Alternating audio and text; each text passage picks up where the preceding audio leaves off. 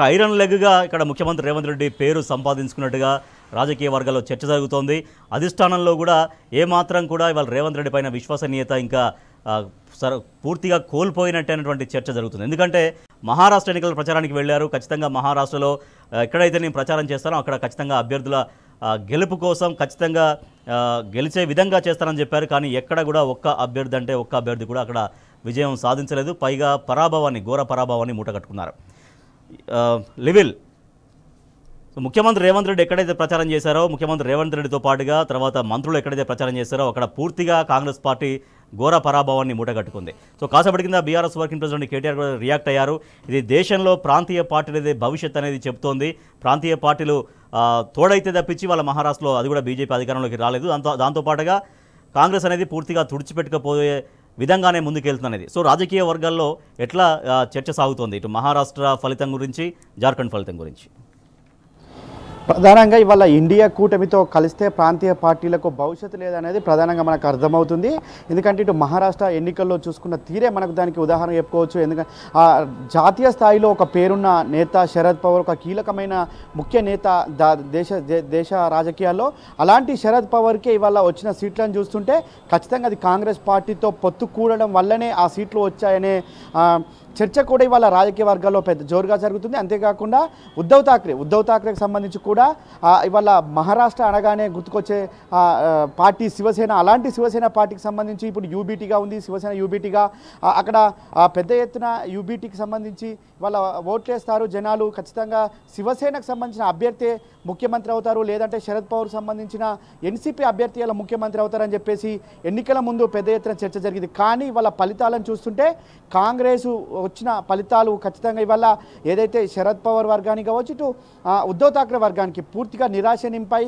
ఇదంతా కూడా కాంగ్రెస్ కూటమిలో భాగంగా, ఇండియా బ్లాక్లో భాగంగానే ఈ విధంగా ఫలితాలు వచ్చాయనేది కూడా మనకి వాళ్ళ రాజకీయ వర్గాల్లో జోరుగా చర్చ జరుగుతుంది.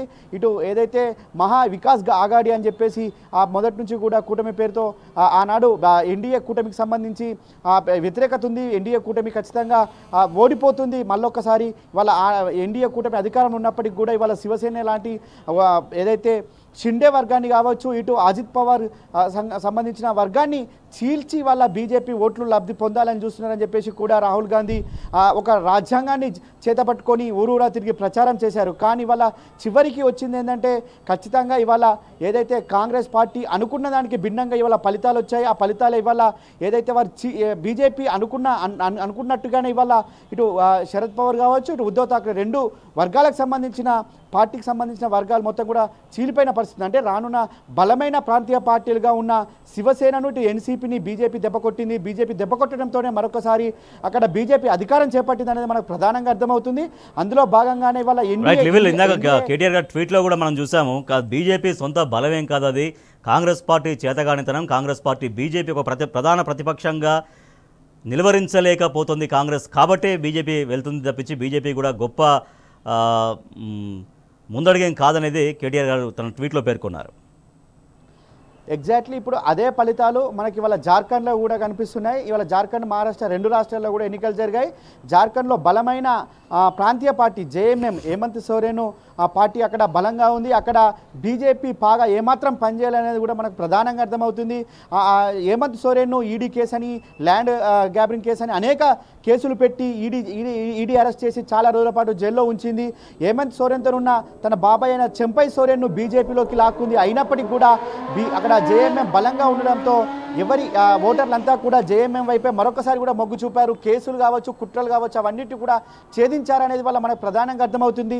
ప్రాంతీయ పార్టీలు బలంగా లేని దగ్గర మాత్రమే వాళ్ళ బీజేపీ గెలుస్తుంది. కానీ ప్రాంతీయ పార్టీలు బలంగా ఉన్న ఏ ఒక్క చోట కూడా ఇవాళ బీజేపీ అధికారం చేపట్టడం పోగా కనీసం కూడా సీట్లు సాధించలేకపోతున్నది మనకు ప్రధానంగా అర్థమవుతుంది. అదే ఇవాళ బీఆర్ఎస్ వర్కింగ్ ప్రెసిడెంట్ కేటీఆర్ సైతం గత కొద్ది రోజుల నుంచి కూడా ఏదైతే ప్రాంతీయ పార్టీలను దెబ్బతీసేందుకే బీజేపీ కుట్రలు పొందుతుంది. అందులో భాగంగా మహారాష్ట్ర కావచ్చు, ఇతర రాష్ట్రాల్లో కూడా కూడా పార్టీలను చీల్చే కుట్రలు చేస్తుంది అనేది మనకు ప్రధానంగా అర్థమవుతుంది. అందులో భాగంగా ఇవాళ శివసేనను కావచ్చు ఎన్సీపీని 2 వర్గాలుగా చీల్చి ఇవాళ బీజేపీ లబ్ధి పొందింది అనేది మనకు ప్రధానంగా అర్థమవుతుంది. కానీ అదే హేమంత్ సోరెన్కి సంబంధించి జైలుకొల్లు వచ్చిన తన సొంత బాబాయిని ఇతర బీజేపీలోకి లాక్కున్న అక్కడ ఏమాత్రం పనిచేయలేదు బీజేపీ పాచికలు అనేది కూడా మనకు ప్రధానంగా అర్థమవుతుంది.